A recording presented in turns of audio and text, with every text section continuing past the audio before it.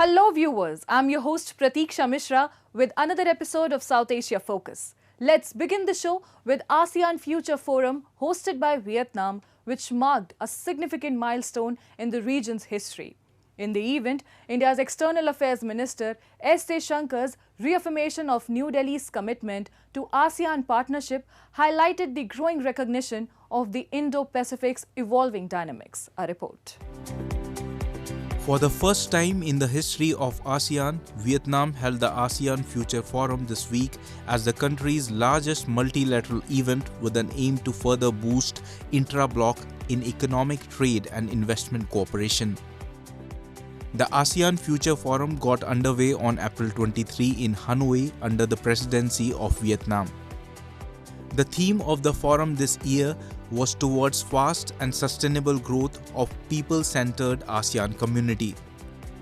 The event featured participation from a large number of enterprises and investors from member states and ASEAN's partner states, representatives from international organizations, high-profile experts and scholars. At the event, India's External Affairs Minister S. Jaishankar affirmed New Delhi's commitment to ASEAN partnership. Jaishankar asserted that ASEAN is at the heart of our Act East policy and is a crucial pillar in India's wider Indo-Pacific vision. And my esteemed colleague, India and ASEAN are neighbors, sharing millennia-old cultural and civilizational linkages. The ASEAN-India relationship, which has now entered its fourth decade and has matured into a comprehensive strategic partnership, is based on shared values and common aspirations. Excellencies, ASEAN is at the heart of our Act East policy and is a crucial pillar in India's wider Indo-Pacific vision. We support ASEAN unity, ASEAN centrality, and the ASEAN outlook on Indo-Pacific. Jaishankar's advocacy for increased collaboration underscores the recognition of the Indo-Pacific region's evolving dynamics and the need for proactive engagement to shape its future.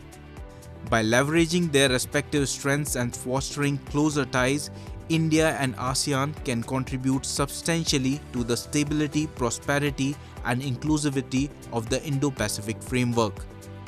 Batting for enhanced cooperation between India and the ASEAN countries, S. Jaishankar highlighted that the two sides, through greater collaboration, can play a major role in the emerging regional architecture of the Indo-Pacific. India truly believes that a strong and unified ASEAN can play a constructive role in the emerging regional architecture of the Indo-Pacific. The synergy between India's Indo-Pacific Oceans Initiative (IPOI) and the ASEAN Outlook on Indo-Pacific (AOIP) that is reflected in our ASEAN-India Leaders' Joint Statement provides a strong framework for cooperation, including in addressing challenges to comprehensive security.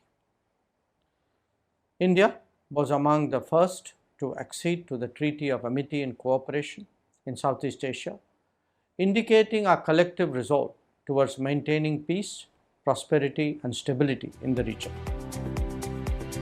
Invoking the G20 summit hosted by India last year under its presidency of the grouping, Jaishankar said that the time has arrived for the Global South to assume a greater role in international affairs. We also believe that the time has come for the Global South to present its perspective and assume a greater role in international affairs. During our G20 presidency last year, we held virtual Voice of Global South summits with participation of several ASEAN member states. Today, a multipolar Asia and a multipolar world are increasingly self-evident.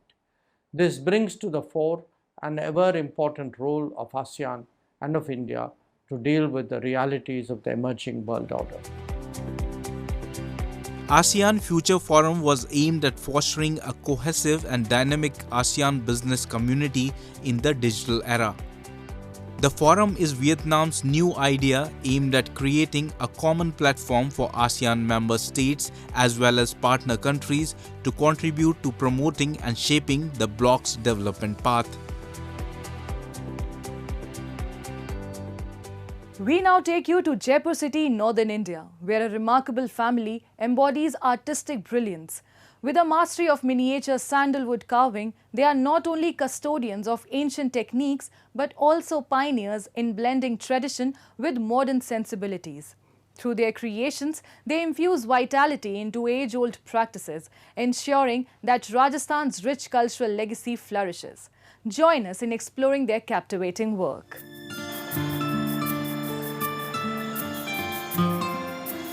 Breathing vitality into lifeless sandalwood with their exquisite craftsmanship, this family in the vibrant city of Jaipur has emerged as the true pioneers, elevating the art of sandalwood to unprecedented heights of global acclaim.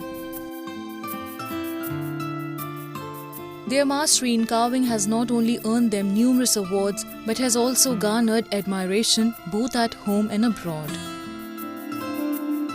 Across generations, they zealously preserve traditional techniques while fearlessly venturing into innovative realms, pushing the boundaries of their craft. Rohit Jangir, the fourth-generation artist, carries the torch of this rich heritage, enchanting audiences with his intricate creations.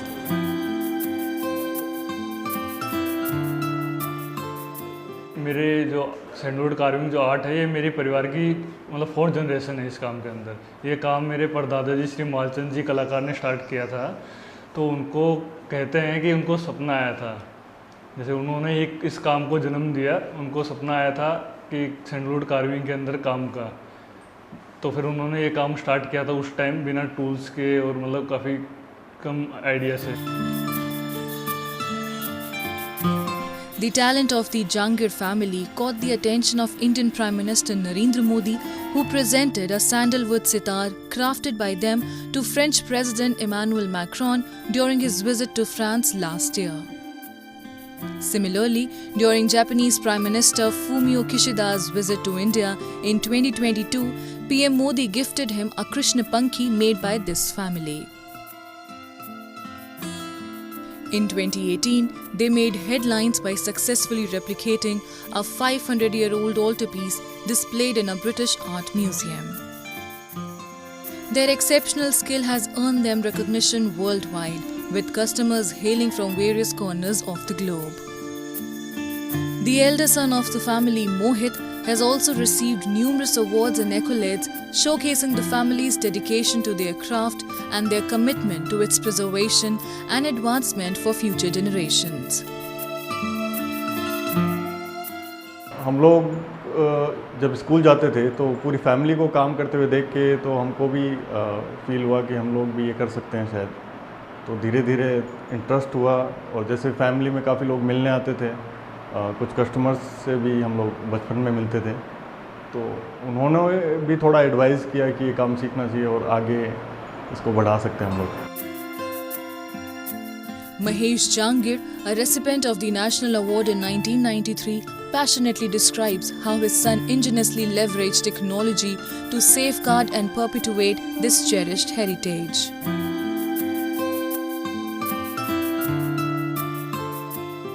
हम लोग जब काम करते थे उस time में internet भी नहीं होता था, कुछ नॉलेज भी नहीं होता था कि बाहर क्या हो रहा है क्या नहीं हो रहा है। तो अब जैसे इंटरनेट आया तो इंटरनेट पे कुछ भी चीज़ें, ये जो चीज़ें बना रहे हैं उसके बारे में विस्तारपूर्वक ये चीज़ें देख सकते हैं।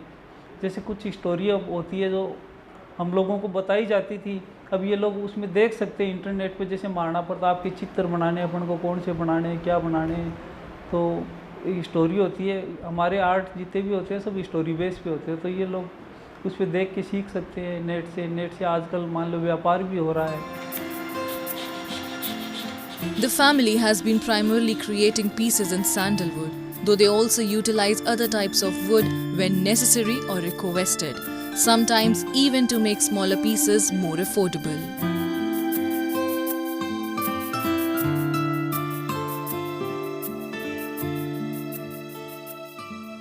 Time now for Asia This Week, the stories from across the continent. Kemenangan ini bukan hanya kemenangan Prabowo Gibran, bukan hanya kemenangan kami, tentunya ini adalah kemenangan bersama seluruh rakyat Indonesia. Ya, dan kita jadikan itu menjadi kemenangan bersama. Semua konsultasi berjalan, perdebatan berjalan, semuanya berjalan selama ini. Tetapi ketika putusan ini diucapkan, marilah kita bersatu kembali untuk membangun bangsa Indonesia di bawah kepemimpinan Bapak Prabowo Subianto dan Gibran Rakabuming Raka. Moving on.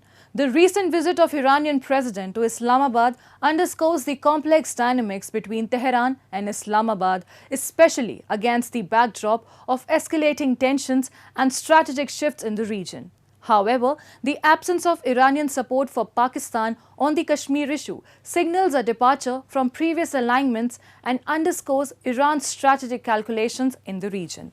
This move could potentially be attributed to Iran's efforts to navigate its own geopolitical challenges and maintain a delicate balance with India, which holds significant economic and strategic interests for Tehran. A report. Iranian President Ibrahim Raisi arrived in Islamabad on April 22 for a 3-day official visit. During his visit, Raisi met Pakistan's President and Prime Minister, and he also visited major cities including Lahore and Karachi, focusing on bilateral and trade ties. The visit came as the two Muslim neighbors seek to mend ties after unprecedented tit-for-tat military strikes this year.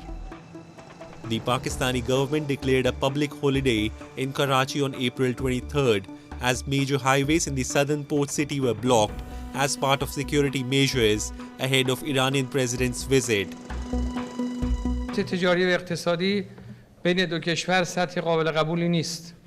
ما تصمیم گرفتیم که سطح روابط تجاری و اقتصادی بدون کشور در گام اول 10 میلیارد دلار افزایش پیدا کنه. A press release from Pakistan's President Zardari's office said that Islamabad and Tehran have reiterated the resolve to further broaden mutually beneficial cooperation in various areas of common interest. According to the statement, the two leaders also discussed the situation in the Middle East, with Zardari expressing concern over the worsening humanitarian situation in Gaza and strongly condemning Israel's military aggression against the people of Gaza. Zardari assured that Pakistan would consistently and unequivocally support the Palestinian cause. Pakistan finds itself in a challenging position, caught between diplomatic pressures and domestic sentiments. Balancing relations with Western countries, which are crucial for financial support, while also appeasing public anger towards Israel and maintaining its stance as a custodian of Islam, presents a delicate diplomatic dance. गज़ा के मुसलमानों के ऊपर जो इस वक्त बर्बरियत और जुल्म के पहाड़ तोड़े जा रहे हैं, उसके ऊपर आपने और आपकी ईरानी कौम ने एक बहुत मजबूत आपने मौक़िफ़ अपनाया है और पाकिस्तान इस सिलसिले में गज़ा के फ़लस्तीनी भाइयों और बहनों के साथ हर वक्त उनके साथ है. While Raisi's visit is a key step towards normalizing ties with Islamabad, Iran's Supreme Leader Ayatollah Ali Khamenei has the last say on state matters such as nuclear policy. On 16 January, Iran took direct action and carried out attacks on alleged strongholds of the militant group Jaish al-Adl in the Pakistani province of Balochistan, which borders Iran. Pakistan responded 2 days later with its own airstrikes on several targets in Iran's Sistan-Balochistan province with the aim of targeting alleged safe havens and sanctuaries of the Balochistan Liberation Army and Balochistan Liberation Front. Both sides claimed there were civilian casualties.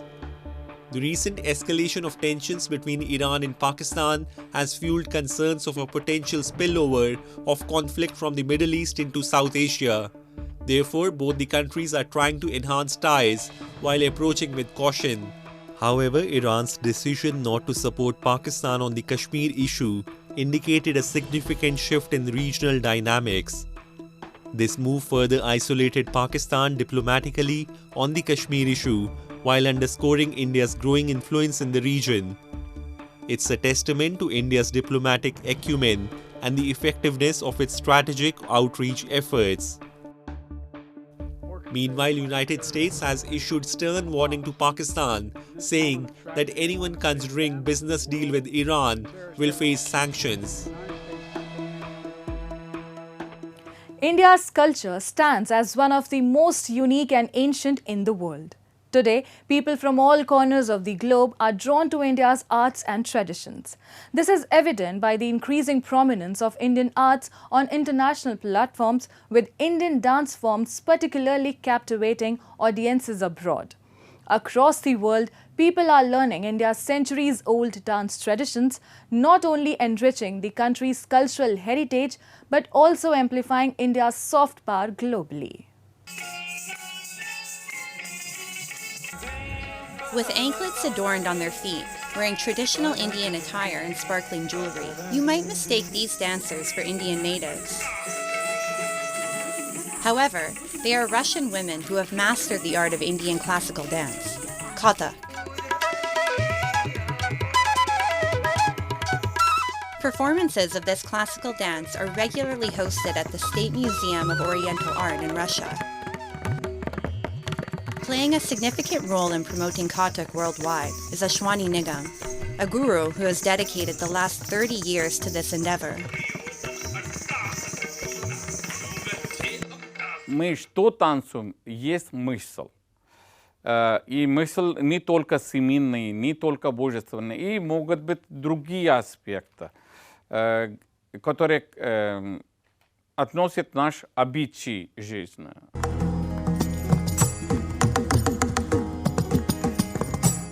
India has been making numerous efforts to promote classical dance forms globally, organizing events and workshops to showcase its richness and attract foreign enthusiasts.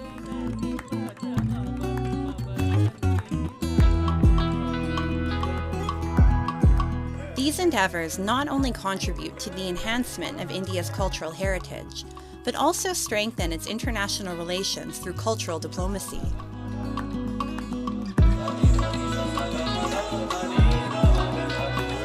The Indian Council for Cultural Relations, the ICCR, consistently strives in this direction. हमारे लिए बहुत गर्व की और खुशी की बात है कि वैसे तो भारत के लिए हमेशा से बाहर में एक उत्साह और एक तरह का शौक बाहर में रहा है भारतीय कला को सीखने का, लेकिन हाल के कुछ दिनों में ये जो उत्साह है और ये जो उनका जो शौक है भारतीय कला सीखने का, वो बढ़ता जा रहा है। तो हम लोग अपने सांस्कृतिक केंद्रों में जो कथक की क्लासेज हैं या जो भरतनाट्यम क्लासेस करा रहे हैं, उनमें धीरे धीरे छात्रों की संख्या बढ़ रही है। वहाँ पे भारत से जो शिक्षकों की जो डिप्यूटेशन होती है उसकी डिमांड बढ़ रही है। I've always wanted to learn Bharatanatyam because it's part of my culture and who I am. So I've always wanted to promote to everyone, especially in the UK, seeing as it's a different place so we can promote my culture. So I want to promote the culture, and the challenges I faced is getting many opportunities to promote the culture. But as time went on, there's more opportunities, and I'm very thankful to ICCR.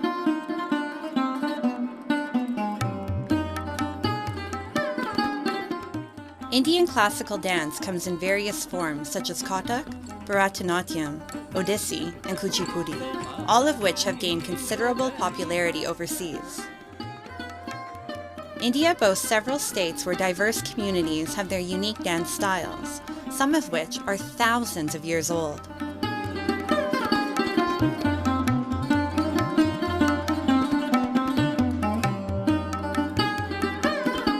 This diversity is one of the country's major legacies, attracting people from all over the world. मैं 2002 में दिल्ली आ चुकी हूँ ICCR scholarship लेकर। तो मैं लखनऊ पे मेरा गुरु पंडित अर्जुन मिश्रा जी से कथक डांस प्राप्त किया है और बातकांडी म्यूज़िक यूनिवर्सिटी में अपना प्रथम उपाधि और मास्टर्स का डिग्रीज किया है। तो अभी मैं श्रीलंका से आज तो 25th ICCR anniversary foundation day में आना मेरे लिए बहुत सौभाग्य है। India has recognized the importance of its soft power and in recent years has showcased its extraordinary dances on international platforms, including prestigious events, continuously elevating the stature of these art forms. This not only preserves the country's rich heritage, but also establishes India as a distinct identity worldwide.